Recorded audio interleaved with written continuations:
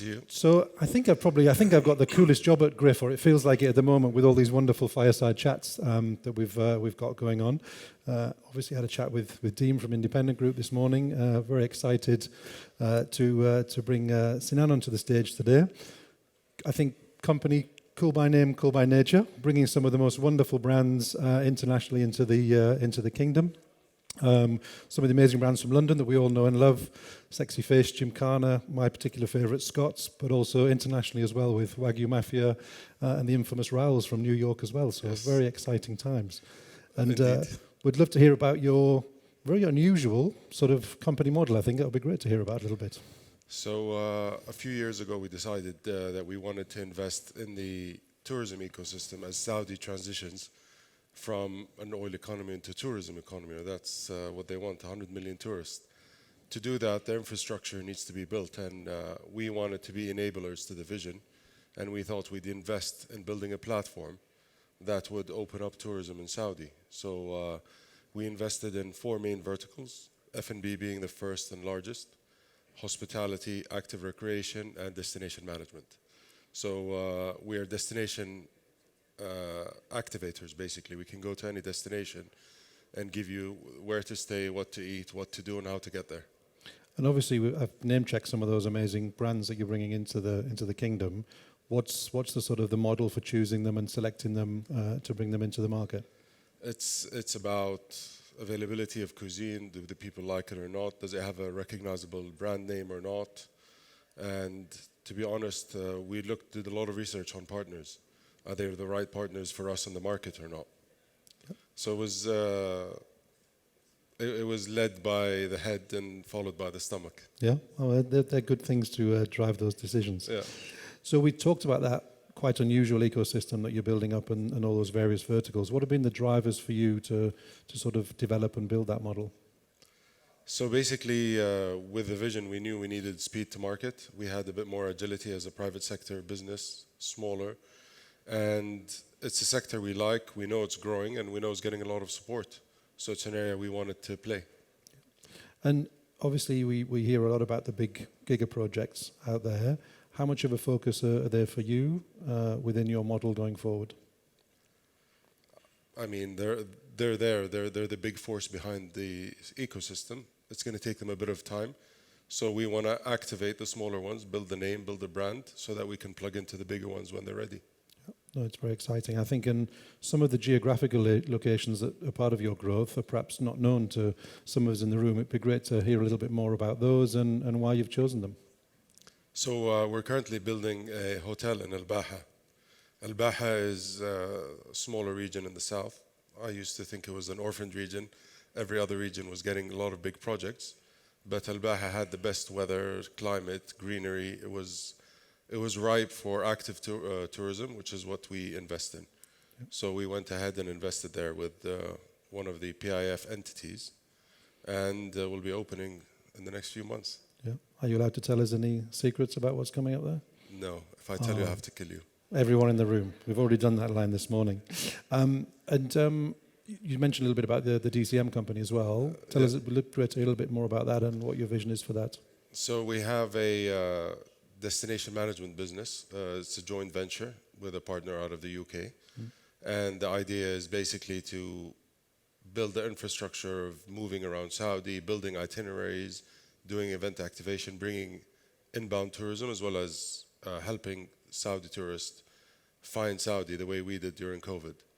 So it's about the logistics of getting to places, seeing places in luxury and comfort, which is something that I don't think exists today. And between sort of where you are now with this, very sort of clear path, what do you see as the biggest gaps or the biggest challenges in the market at the moment to achieve those goals? It's a white canvas. So tourism didn't exist a few years ago. Now it does. So there's gaps everywhere, to be honest. We're trying to build it as private sector, government supporting us to do that. But there was no tourism, and now there is. So it's everything from logistics, from supply chain, food, hotel rooms, everything. It's just white canvas, and there's a lot of room for everyone to grow. And sort of, again, looking at that vision, how much of that is sort of driven by the amazing 2030 vision for the kingdom? I mean, we depend on it. We depend on tourism, which is a big pillar in the vision. So we wouldn't be here if it wasn't for the vision. We'd continue to invest in manufacturing and real estate and everything else. But now that tourism is open for business, that's where we want to be, and that's where we're investing our time and money. And I asked a question earlier of Deem as well. Obviously, quite often the kingdom gets compared to Dubai or other cities around the world. What are those elements that you believe are making it very unique and are going to create that own personality? I think size, I think demographics, I think landscapes, I think weather, I think everything actually. Yeah. Yeah, so Saudi is vast. It's got sea, it's got sun, it's got mountains, it's got desert, it's got urban, it's got people, population, it's got Hajj, it's got Umrah, it's got a lot of things that nobody else has in the region or outside. So it's very unique, and the sheer size of it makes it much more attractive than a lot of other markets. Yeah, let's go on. I think as well within your ecosystem, you're obviously bringing those amazing brands that we mentioned, but you're also creating some of your own sort of structure and brands and ideas. What's the driver behind that for you? So we're learning. We're new to the industry. I think we want to learn what the market wants and how they want it and when they want it, and based on that, we'll create our own in F&B. Same thing goes for hospitality. So right now we're investing with operators that are global, well-known.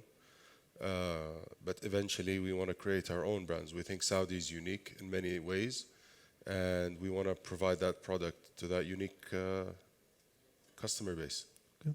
I think we've heard probably the two big sort of, themes that we've heard about already today. One has been very much about talent, and the other one's been around sustainability. In terms of your business at the moment, how are you focusing on those sort of two areas? So hospitality has been part of Saudi for hundreds of years because of Hajj and Umrah, so we receive people, but it's not as commercial as it is in many other parts of the world. So training people in the world of hospitality is a program. There's universities, and after universities there's training, interns, work. That did not exist in the leisure space, in the luxury space, although it did in many others. So as Saudi builds hundreds of thousands of hotel rooms, they need to build up the human capital that's going to support all of that. So we want to be part of it. We want to be pioneers in it to make sure that we train the best and make Saudi is one of the most hospitable countries in the world. I think most people that come here see it, but that doesn't translate very well behind the reception desk yet. And that's the key that we want to make. We want to make that shift, because the same employee, if you visited them at home, they'll be 10 times more hospitable than when you visit them at the hotel. That culture is there, but not the commerciality of it. Yeah, I mentioned this morning as well, but having seen the difference of having some Saudi nationals working in certain businesses, that you see that hospitality shine through, the welcomes there, and as you said, coupled with some experience, the whole thing's going to fly from I that. think they just it takes time, it takes training, it takes Saudis need to spend time. There isn't that generational wealth of information from people doing it. I mean, 15 years ago, there weren't that many. And with Saudization programs, it started increasing. But soon it's going to become a big part of the job market in hospitality, Okay. which isn't today. No, it's great to see. And then the other one I mentioned was obviously sustainability. You're going into new parts of Saudi. That creates sort of key challenges. What are your plans around that, and how do you help sort of support that area of focus? So Saudi, to a lot of people, including myself, was Jeddah, Riyadh, Dammam, Dhahran, Eastern Province. During COVID, I had the opportunity to travel a lot and see it. And it was so beautiful. It was so awe-inspiring. We wanted to bring people. We did multiple trips. And I think in the new world of tourism, Saudi is very appealing because a lot of it is untouched. A lot of it is nature-driven. There aren't that many buildings, hotels, airports. So it's the true Saudi. It's one of the few places in the world where it still has vast majority of it being untouched, unvisited, that people want to see it, whether it's for the Red Sea, the desert, the mountains, and in the south, the north, Neom, all of this. I mean, this is all new. So there's a lot of interest, intrigue. People want to know what it's like, and most people that come here end up falling in love. I think so, yeah. There's some big messages to spread out around the world.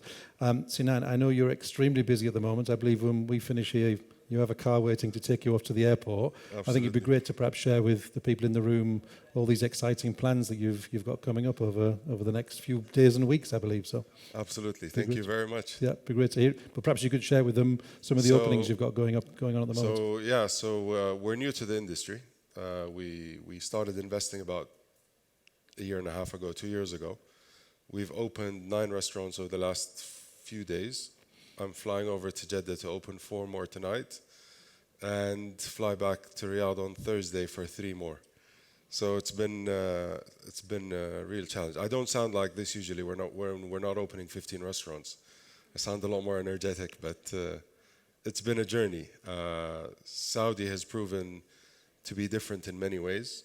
Every restaurateur I talk to and tell them we're opening 22 restaurants in 3 months think either that they're crazy or I'm crazy. But we've proven most of them wrong. I think the level of support that we've gotten to do what we've done, we have one of the most beautiful sites in all of Saudi, if not the world, via Riyadh. If you haven't heard of it, you should probably see it. It's a piece of art. Same thing for Jeddah. It's been unbelievable the amount of support we got to do what we did. Otherwise, we wouldn't be here.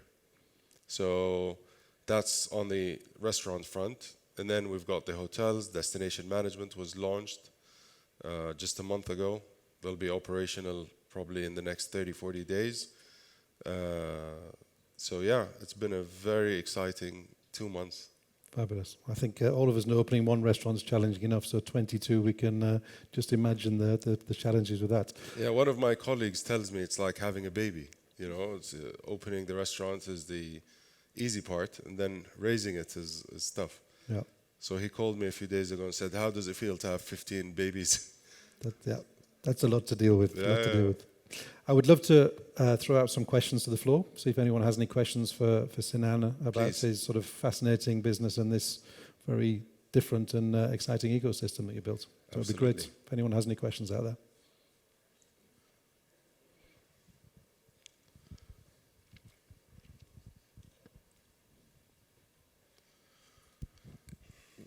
Hi, I was on stage a bit earlier, but I'm very curious and I'm very excited with what you're doing and what you've been announcing at Cool Inc. As a brand and as an operator in Saudi Arabia for high-end restaurants. I'm obviously curious to understand your vision behind the current market stages and how do you see it evolving for high-end restaurants? So Riyadh is a city of 8.5 million people, going to 15 million in the next few years. So if you compare that with any comparable city anywhere else in the world, we have way less restaurants than most of them.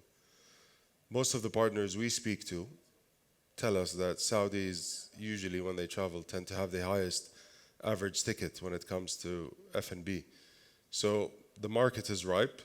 There's a lot of demand. I think the pie is nowhere near the size it should be for a city of this size and this per capita GDP. So from a pure numbers perspective, I think there's a lot of room for a lot of other businesses to be there. And I think it's going to be all about the experience.